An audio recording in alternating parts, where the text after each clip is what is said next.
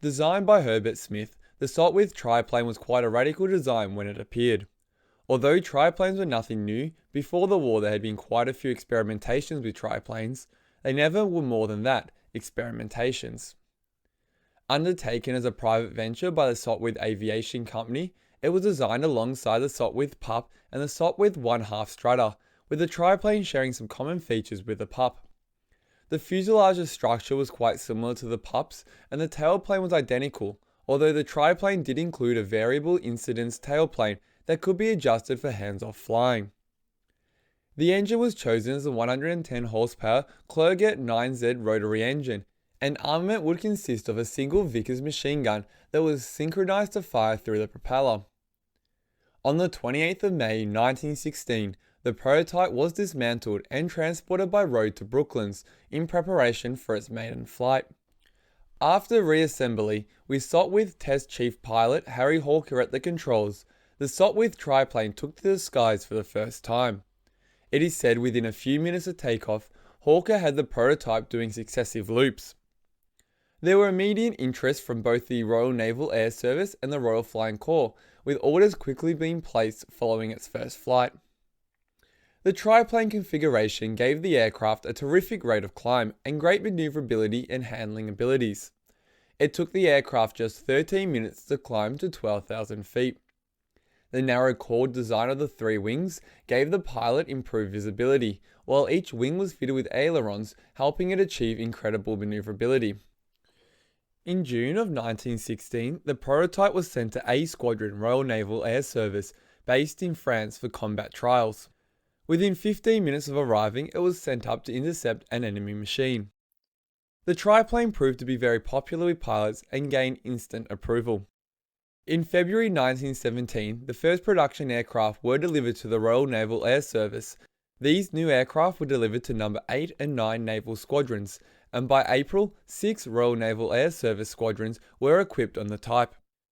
Most production aircraft would be equipped with the more powerful 130 horsepower Clerget 9B rotary engine, further boosting performance. Additionally, in February 1917, an order came through for all triplanes, both in service and on the production line, to have their tailplane changed to a new, smaller version. The new version helped improve control responses of the tailplane and made it easier to dive the aircraft vertically. This change seems to have taken some time to implement, as it was cited that as late as June 1917, that triplanes were still in active service with the original design. Both the Royal Naval Air Service and the Royal Flying Corps had ordered the aircraft in significant quantities.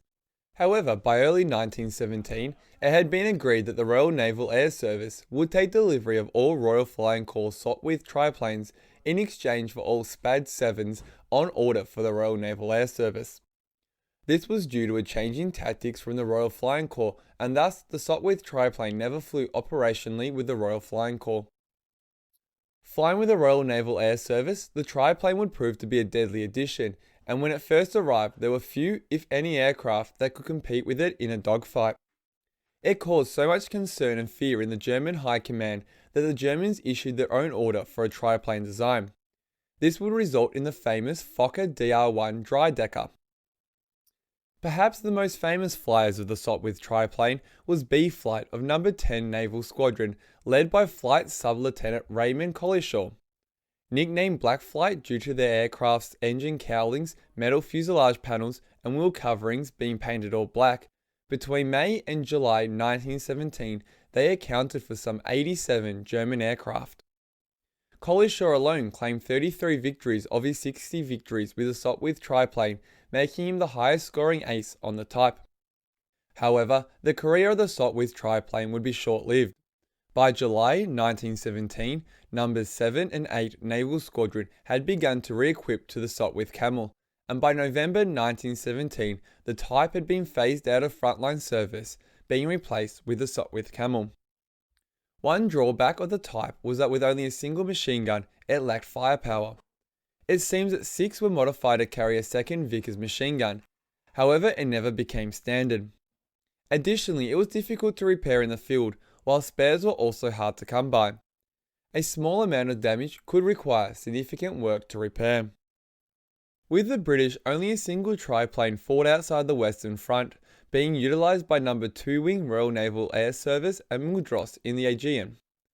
At least 4 triplanes were operated by the French, and a single one was exported to Russia, where it was equipped with skis in May of 1917. With the British, after withdrawal from frontline service, it would continue on as a training and experimentation aircraft. While large numbers were ordered, in the end only 147 Sopwith triplanes were built.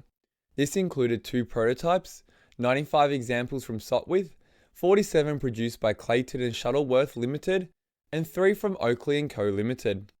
Today, only 2 original Sopwith triplanes survive. One is on display at the Royal Air Force Museum London, while the other is on display at the Central Air Force Museum in Monino, Moscow, Russia. The latter is a single example that was exported to Russia in May of 1917.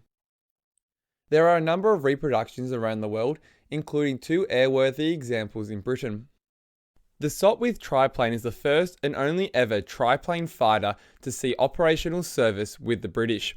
While certainly unconventional, with it reportedly being referred to as, quote, a drunken flight of steps, end quote, it proved to be an extremely capable and deadly fighter aircraft.